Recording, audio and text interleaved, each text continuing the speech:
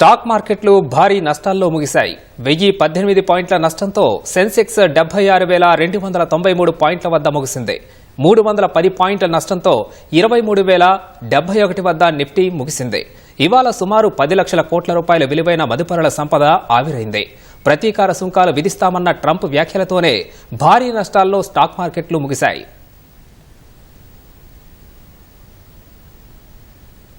మరిన్ని వివరాలు stock market నిపుణులు సతీష్ కంతేటి గారిని అడిగి తెలుసుకుందాం. నమస్కారం అండి సతీష్ గారు.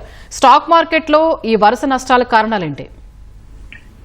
ముఖ్యంగా మనం గత 4-5 సంవత్సరాలు ఈ కోవిడ్ బుల్ మార్కెట్ తర్వాత మనకి ప్రాఫిట్ బుకింగ్ చూస్తున్నాము.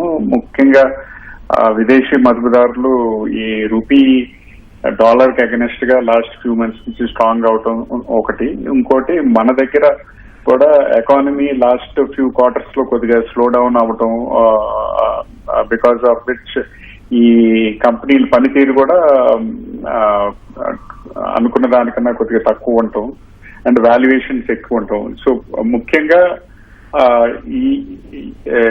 ఈ లాస్ట్ ఫ్యూ వీక్స్ నుంచి మార్కెట్ కరెక్ట్ అవడానికి ఇది కారణం. దానికి తోడు ఇప్పుడు ట్రంప్ ని ప్రధాని ఈ వారం కలుస్తున్నారు. ఈ వారం కలుస్తున్నప్పుడు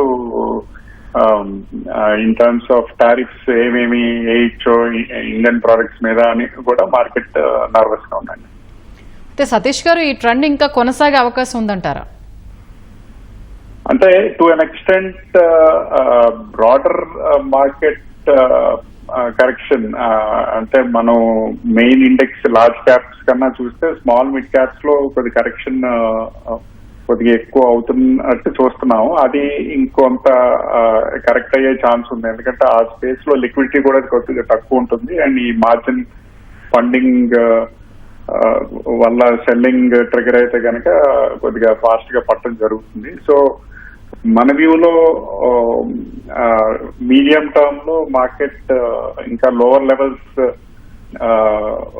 టచ్ అయ్యే ఛాన్స్ అయితే ఖచ్చితంగా ఉందని అనుకుంటున్నాం. ఓకే, అయితే సతీష్ గారు, జనరల్ గా అప్స్ అండ్ డౌన్స్ రెగ్యులర్ గా చూస్తూనే ఉంటాము. ఇప్పుడున్న ఈ సిచ్యువేషన్ లో మదుపర్లు తీసుకోవాల్సిన జాగ్రత్తలు ఏంటి?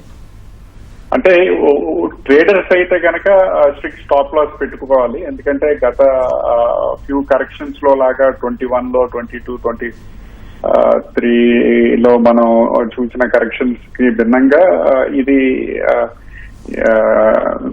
దానికన్నా పెద్దగా కరెక్షన్ ఉంది. కాబట్టి అప్పుడు ట్రేడర్ స్టాప్ లాస్ పెట్టుకోకపోయినా మళ్ళీ వెంటనే స్టాక్స్ రికవర్ అవటం చూశారు. కాకపోతే ఈసారి కొద్దిగా ఎక్కువ టైం పట్టొచ్చు, ఎందుకంటే ఎకానమీ కూడా రికవరీ పదంలోకి ఇంకా పూర్తిగా రాలేదు కాబట్టి. సో ట్రేడర్స్ వరకు స్ట్రిక్ట్ స్టాప్ లాస్ పెట్టుకోవాలని మనం సూచిస్తున్నాము. మదుపర్లు లాంగ్ టర్మ్ ఇన్వెస్ట్ చేసి, అంటే ఒక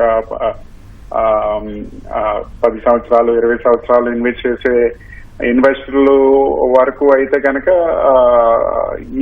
ఈ సంవత్సరం over a period of time through out this year కొద్దిగా అమౌంట్స్ మార్కెట్ లో సెలెక్టివ్ గా పెట్టుకోవచ్చు అన్నది మన వ్యూ. బట్ షార్ట్ టర్మ్ కి డబ్బులు అవసరం అయితే కనుక ఎనీ షార్ప్ రికవరీ ఉంటే కనుక కొద్దిగా డబ్బులు రైజ్ చేసుకుంటే బెటర్ అని మనం సూచిస్తాం. ఓకే, ధన్యవాదాలు సతీష్ గారు.